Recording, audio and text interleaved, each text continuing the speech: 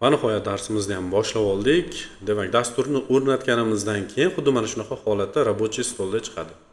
Uni ustiga 2 marta mishkani chap tomonini bosamiz, programma ochiladi. Ikkinchi monitorimda загрузка ketyapti va mana ochildi. Xo'p, birinchi ko'radigan narsamiz mana bu yerda eng oxirgi ochilgan proyektlarning ro'yxati vaqtinchalikka shu yerda ko'rinib turadi. Bular haqida keyin chuqurlashtiramiz. Hozir biz yangi proyekt boshlamoqchimiz, uning uchun new bosishimiz kerak. Oldin ishlagan proyektimizni topib ochishimiz uchun open qilishimiz ham mumkin. Bizga yangi oyna kerak, new bosamiz. Xo'p, birinchi ochganimizda xuddi mana shunaqa holatda ko'rinadi, hech qanaqa nastroyka qilinmagan holatda. Ba'zilar AutoCAD Classic'da o'rganib qolishgan, buni tavsiya bermayman. Aynan mana shunaqa panel juda ham qulay hisoblanadi. Xo'p, birinchi o'rinda biz ekranimizni sozlab olishimiz kerak. Ya'ni ozgina nastroyka qilib olishimiz kerak. Bu nastroykamiz to shu dasturni o'chirib olganimizcha qoladi. Har doim AutoCAD'da ochganda nastroyka qilish shart emas. Xo'p, garage klaviatura ishlatishga harakat qilamiz. Ya'ni O, P harfini bosamiz klaviaturadan va probil bosamiz. E'tibor berasizlar, men qaysi harfni bosadigan bo'lsam, monitorni past chap burchagida mana shu yerda yozuvlar ko'rinib turadi, qaysi harfni bosganim.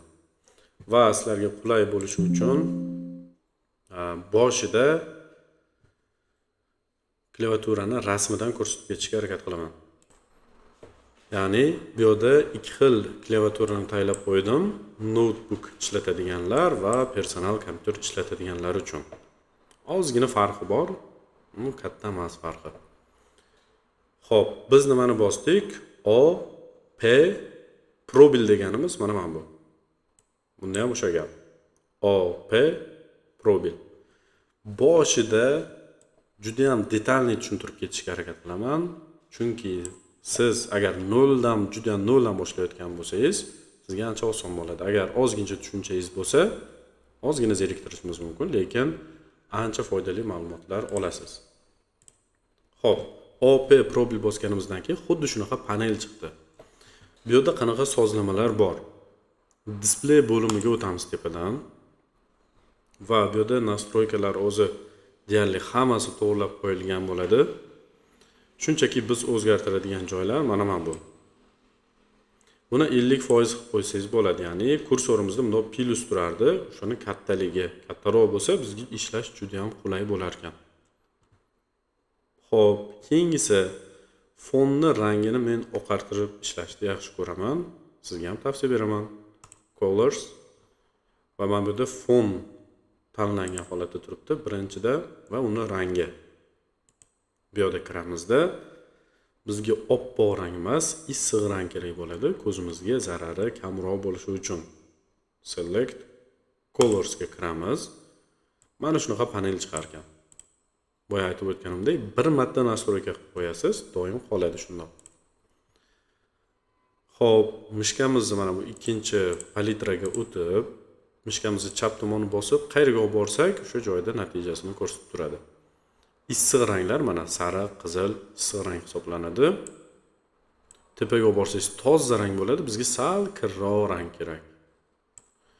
Va bu yerda bu regrovkasini chap tomon bosib turib tepaga ko'tarishimiz mumkin. Mana marhamat. Issiq rang. Telefonda ham, ya'ni kitob o'qiydigan rejimimiz bor-ku, issiq rang xuddi o'shanga o'xshagan. Ko'zimizga zarari nisbatan kamroq. Xohlasangiz mana bu yerdan 34, 50, 90 deb yozsangiz ham xuddi shu natija chiqadi. Okey. Mana marhamat.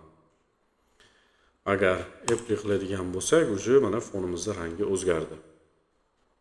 Keyin yana shu joyga kiramizda, keyingisi bu kursorimizning rangi. Ya'ni ana plyuschani rangi oq fonga oq rang to'g'ri kelmaydi. Shuning uchun qora yoki ko'k o'ziga yoqadigan to'qroq rang tanlab olganingiz yaxshi. Mana kursorimizning rangi o'zgardi. Bo'ldi, boshqa ranglarga tegib o'tirmaymiz. Xo'p, undan keyingisi open and save. Ochish va saqlash. bo'limi. Bu yerda biz 2023-yil AutoCAD versiyasini tanlaganmiz. Sababi sizda eskiroq notebook bo'lsa ham bemalol ishlatishingiz mumkin. Hozirgi vaqtda 25-26-yil versiyasi ham chiqqan. Juda ham qulay. Men o'zim ham 23 ishlataman, tavsiya beraman. 2018 deb avtomatik bu saqlab berar ekan. Ya'ni siz faylni saqlab bironta do'stingizga tashlab bersangiz, unda 2018 bo'lsa ochar ekan. Lekin 2017 ishlatadigan bo'lsa, ochmas ekan. Shu sababdan buni 2007 gacha kichraytirib qo'yasiz. Yoshi katta arxitektor amakilar bor, 2007 ishlatishadi. Demak, siz fayl saqlayotganingizda avtomatik 2007 da saqlar ekan. Undan keyingisi bu har 10 minutda deyapti. Sizda esingizdan chiqib qolgan taqdirda ham faylni saqlab borar ekan. Juda muhim. Biz buni 15 minut deb qo'ysak bo'ladi. Bo'ldi. Keyingisi, ya'ni ertalabdan obedgacha ishladingizda svet o'chib qoldi. Prosta ishingiz o'chib ketmaydi-da, har 15 minutda o'zi saqlab turadi. Buni qanday tiklashni keyin ko'rib o'tamiz. Keyingi bo'limda hech narsa kerak emas. Xo'p, selection tanlash bo'limida biz chiziqlarni, nuqtalarni tanlaganimizda bunaqa ko'k to'rtburchak nuqta chiqadi. Va uni ham salgina kattalashtirib qo'ysangiz juda ham qulay bo'ladi ko'rinish tomondan. Keyingisi, qachondir nastroykangizda qanaqadir muammo chiqadigan bo'lsa, eng oxiriga o'tasizda va reset, ya'ni restart bitta bosib yuborsangiz hamma narsa 00 holatga o'tib qoladi. Birinchi o'rnatganimizda qanaqa qilib turgan bo'lsa, xuddi o'shunaqa holatga kelib qoladi. Keyin yana qaytadan bunga o'xshab nastroyka qilib olishingiz mumkin. Hozircha nastroyka tugadi. Okey. Mana marhamat, kursorimiz ham kattagina ko'k rangda bo'lib qoldi. Endi yana bitta nastroykamiz borki, bu magnitni nastroykasi. Va mana shu joyiga kelamizda Object Snap turibdi. Kichkina strelkachani ustiga bosaman va Object Snap bo'limiga kiramiz. Bu yerda 3D ishlasa bo'ladi, AutoCADda ko'rib o'tamiz. Va bu yerda 2D. Ya'ni tepadan ko'rinishini ishlayotganda hamma magnitlarni yoqib qo'ydingiz. Select all. Va okey. Mana endi magnitlarimiz to'g'ri ishlaydi. Biz nastroyka qilishni o'rganib oldik.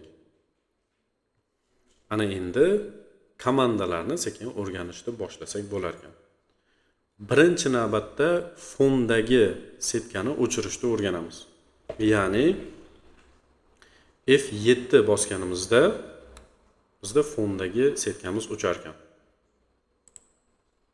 E'tibor berasizlar. Mana bu F7 haqida ketyapti gap. Nimaga notebookni tayyorlab qo'ydim? Notebooklarda ba'zida ekranni yorug'ligi yoki ovozini baland past qilish knopkalarini qo'shimchasiga qo'yib qo'yadi. Ya'ni siz F7 bosganingizda boshqa komanda ishlab ketishi mumkin. Shunaqa holat bo'ladigan bo'lsa, siz mana bu Fn ni bosib turib, ana undan keyin F7 bossangiz ishlaydi. Personalda shunchaki F7. Tushunarli bo'ldi. F7 yana bosadigan bo'lsak, mana o'sha setkamiz ko'rinadi. Har doim ham kerak bo'lmaydi, ba'zida ishlatishimiz mumkin. Mana shunday. Endi nastroyka bo'limi to'liq tugadi. Uzoqlashish, yaqinlashish haqida gapirib o'taman. Ya'ni kursorimizni oldinga aylantirsak yaqinlashar ekan, orqaga aylantirsak uzoqlashar ekan. Agar mishkamizni g'ildiragini bosib turib harakatlantiradigan bo'lsak, mana xuddiki qog'ozni shunday ushlab turib harakatlanamiz, xuddi o'shanday harakatlanishingiz mumkin. Demak, yaqinlashib uzoqlashish, tushundik. Mishkani g'ildiragini bosib turib qog'ozni harakatlantirishni o'rganib oldik. Bu tushunarli bo'ldi. Bu darsimiz nastroyka haqida edi. Ana endi keyingi darsimizdan komandalarni bir chekkadan boshlaymiz o'rganishni. hozircha bitta stop.